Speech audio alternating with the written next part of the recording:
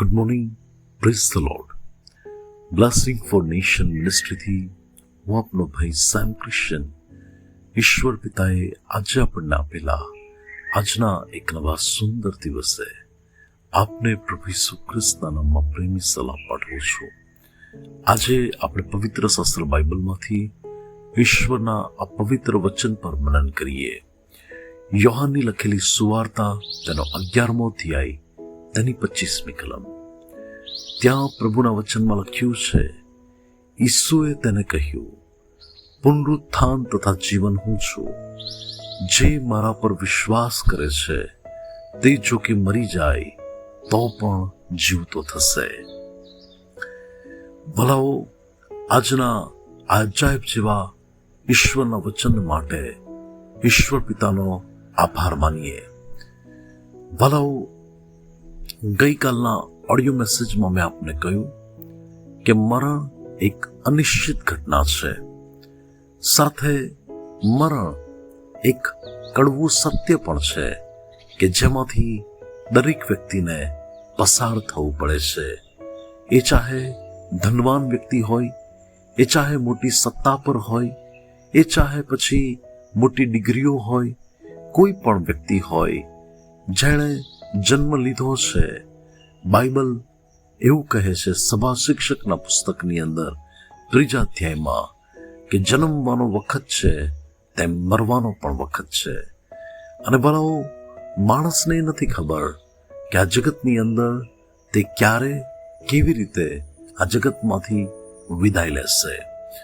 પરંતુ આજે હું આપને કહેવા માંગુ છું કે મરણ ઉપર જે પ્રભુ ઈસુએ વિજય પ્રાપ્ત કર્યો છે, એ મરણ પછીના જીવન વિશે, મરણ પછી જે જીવન પ્રભુ ઈસુ આપે છે, અનંતકાળનું જીવન, એ તો એ વ્યક્તિને મળે છે કે જે કોઈ તેના નામ પર વિશ્વાસ કરે.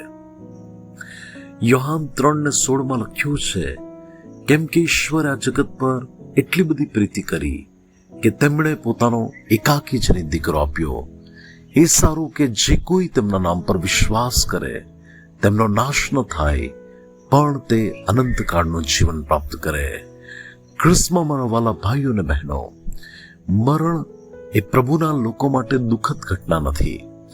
મરણ એ પરમેશ્વરના લોકો માટે ધી એન્ડ નથી કે ત્યાંથી બધું પૂરું થઈ જાય, પણ મરણ પછી એક નવા જીવનની શરૂઆત થાય છે.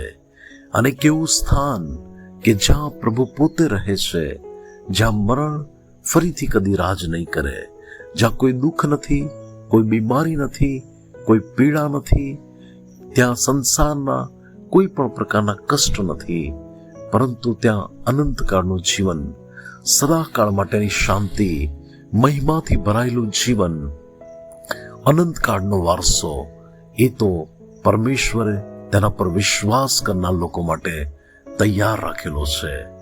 અને ભલાઓ, આપણે પ્રભુ ઈસુ પર વિશ્વાસ કરીએ છીએ કે જે પ્રભુ પોતે મરણ પામ્યા, દટાયા, 3જા દિવસે ફરીથી સજીવન થયા અને પુનરુત્થાન પામેલા પ્રભુ બાઇબલમાં કહે છે કે હું આવીશ અને તમને મારી પાસે લઈ જઈશ કે જેથી જ્યાં હું રહું છું ત્યાં તમે પણ રહેશો. ત્યારે ભલાઓ, આ જગતની અંદર અનંતકાળનું જીવન ફક્ત પ્રભુ ઈસુ ખ્રિસ્ત આપી શકે છે.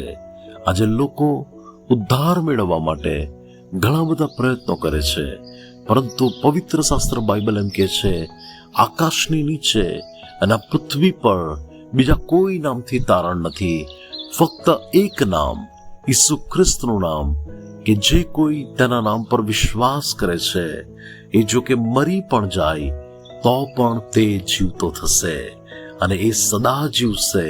તો પ્રભુ ઈસુ પર વિશ્વાસ કરનાર લોકોને હું આજે આ સંદેશ આપવા માંગુ છું કે આપણા માટે અનંતકાળનું જીવન વધારે મહત્વનું છે. અને આપણે તેના નામ પર વિશ્વાસ કર્યો છે, ત્યારે એ પ્રભુ આપણને અનંતકાળનું જીવન આપશે કે જ્યાં આપણે સદા તેની સાથે જીવીશું અને તેમની સાથે અનંતકાળનો વારસો ભોગવીશું. પ્રભુ આજના પવિત્ર વચન દ્વારા આપણને આશીર્વાદિત કરે. આવો આપણે પ્રાર્થના કરીએ. સ્વર્ગમાંના અમારા પ્રેમાળ પિતા, પ્રભુ, તમારું વચન કહે છે કે માણસ આખું જગત જીતી લે, પણ જો તેના આત્માની હાનિ પામે તો તેને શો લાભ છે. પ્રભુ, અમારા જીવનોને માટે તમારો ધન્યવાદ કરીએ છીએ કે તમારા પુત્ર પ્રભુ ઈસુ ખ્રિસ્તને તમે અમારા જીવન માટે આપ્યા અને તેમના નામ પર વિશ્વાસ કરવા માટે કૃપા આપી અને એમને અનંત જીવનની ખાતરી કરાઈ આપી. તેના માટે તમારો આભાર. આજે આ જગતમાં એવા ઘણા લોકો છે કે જેઓ મરણ પછીના જીવન વિશે નથી જાણતા, અને જે જાણે છે એવી ઘણી અંધશ્રદ્ધાની બાબતો આજે પણ અમારા દેશમાં અને વિશ્વમાં છે પ્રભુ. પરંતુ મારી પ્રાર્થના છે ઈસુ પ્રભુના નામમાં કે આ વિશ્વની અંદર એવા અસંખ્ય લોકો પર પ્રભુ મરણ પછીના જીવનનું એક વાસ્તવિક પ્રભુ પ્રકાશન તમે જાહેર કરીને તમારા લોકોને પ્રભુ ઈસુમાં અનંત જીવન આપો, એવી મારી પ્રાર્થના પ્રભુ ઈસુના નામે માંગીએ છીએ. આમીન. May God bless you. Have a blessed day. Shalom.